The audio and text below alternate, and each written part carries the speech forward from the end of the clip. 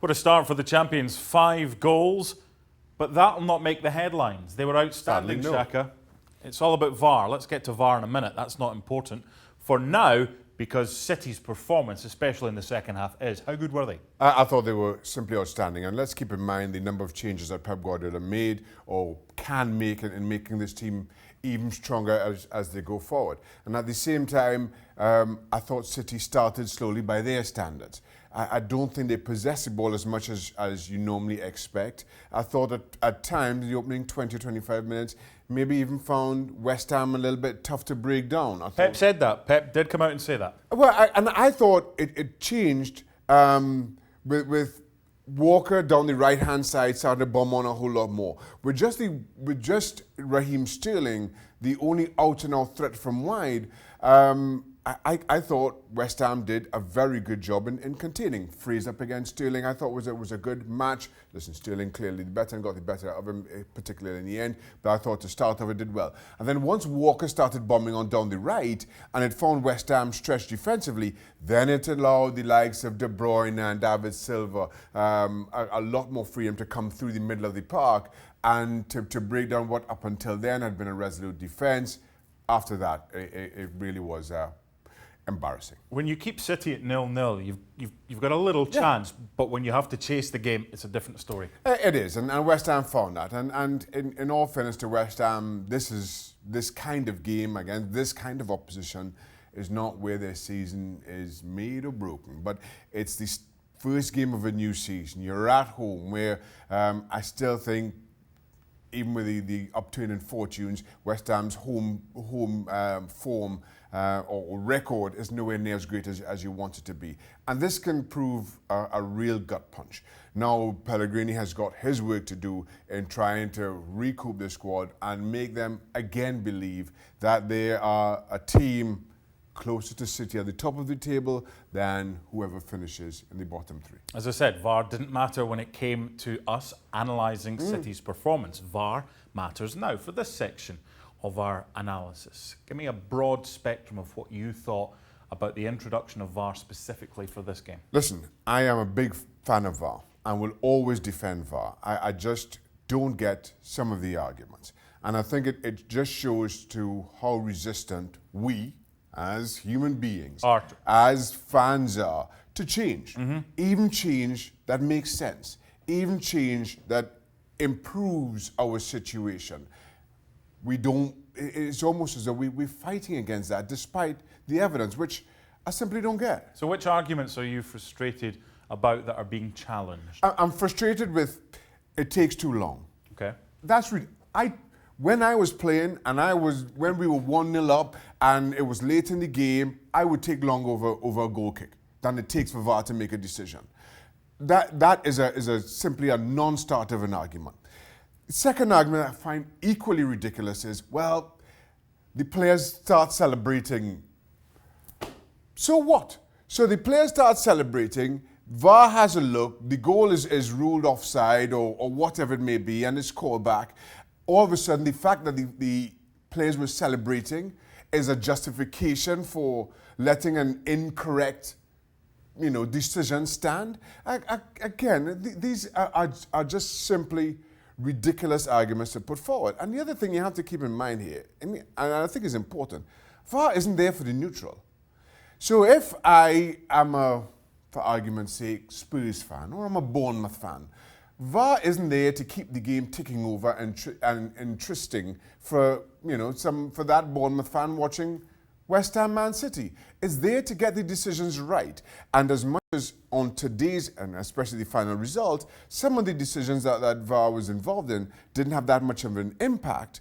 If we're talking about the exact same call, Manchester City-Liverpool in April, for argument's sake, for all the marbles, whether it's the Premier League or the Champions League, that exact same decision you're saying we shouldn't go to VAR for, or it's an incorrect use of VAR? Oh, they will, but it shouldn't matter if it's a game that's involving two middle table teams or two teams at the top of the table. We cannot get to the point where we're talking about the validity of VAR in a 5-0 game and then say, well, we really need it for a game that's tighter. It's just ridiculous. I'm going to play devil's advocate here because I don't think you can argue with any of the decisions that VAR made. VAR is always 100% correct. It's the human nature, it's the human element of it, the people looking at it. And this is where they'll talk about this line that was really close, Sterling onside or offside, both times, for the goal he scored and for the assist he got for Gabriel Jesus. My argument there would be kind of, look, in tennis or in cricket, Hawkeye has a margin for error. We don't know what the actual margin for error is in football, because right now, if the margin for error is more than the actual distance between what Sterling or whoever has been ascertained to be offside, then we have an issue. The problem I've got here is, not with VAR, but it's changed the way that we watch football now, hasn't it? It has. Is that an issue? It is an issue. And it's changed the way we watch football because we expect every single decision to be 100%. Whether goal line technology is a perfect example for it. Either the ball is over or it isn't. Yep. But that's different. Now, where again, this is subjective as opposed to objective. Offside. Either you're offside or you aren't. There's no subjectivity with an offside. There's none at all. But for all the other aspects of the game, there is still the objectivity. And I think that is almost written into VAR protocols because you want the final decision to rest with the referee. You do not want AI to be refereeing games all of a sudden. You do, I firmly, as big an advocate as I am for VAR, I firmly believe that you need a referee's decision to control 99% of what happens on the park. It's not all black and white, and as a result, the protocols reflect that. So you will have some discrepancy. You will have some disagreement, whether as a fan you're watching or a player on the park.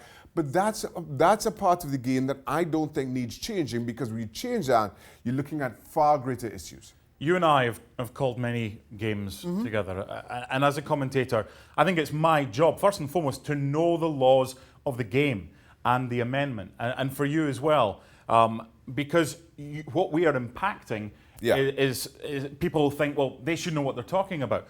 What I want to address here is this clear and obvious issue. People are saying, oh, but it wasn't clear and obvious for Sterling. There is no such thing as clear and obvious for an offside decision. No. It's objective, not either you're offside or you're not. There's nothing clear and obvious.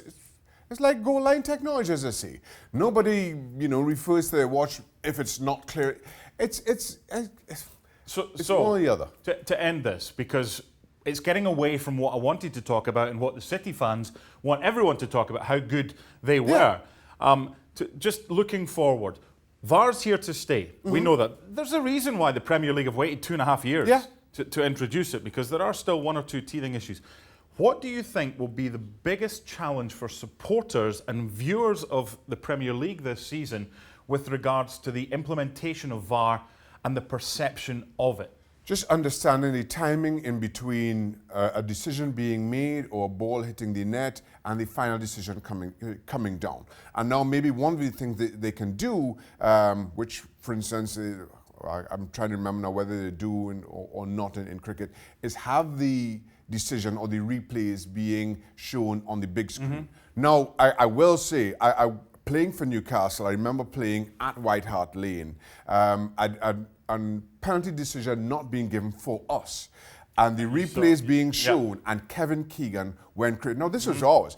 Because Kevin Keegan's point was, this is doing the referee absolutely no favours. Correct. Either with the fans or us on the pitch. Now, with the use of VAR and the use of that technology, I have no problem with that being shown on the big screen. So at least the fans are better educated as to what decisions are being made or how that final decision is being gotten. And that is why the referee went like this, because it said goal or no goal. It didn't say why the goal had been chalked off. So I think it was important for the referee to kind of say, look, this is a part of the arm you cannot score with, doesn't count. Correct. When it's shoulder and the arm meet, this is why it was disallowed, because he was offside. It's just going to take time, isn't it? Of course it is. Like any new technology, it's going to take time. Not only will we get better with understanding it, not only will referees get better with its implementation, but the time will also shorten. And I just feel that all these things will add to the fan experience and understanding it. And once you do, then it all makes sense, and I think there's less questions. We spend less time discussing it. Correct. The one hope I have for this new season is if we get a 5-0 win for City, for Liverpool, or for whoever that clinches them the title, we spend 99% of that analysis talking about how good the team that's won by 5 goals to 0 were, and not about VAR. Give it time, patience, as Take That one sang. Well, thank you very much for watching ESPN on YouTube. For more sports highlights and analysis, be sure to download the ESPN app. And for live streaming, premium content, and let's not forget as well, ESPNFC 7 days a week, subscribe to ESPN+.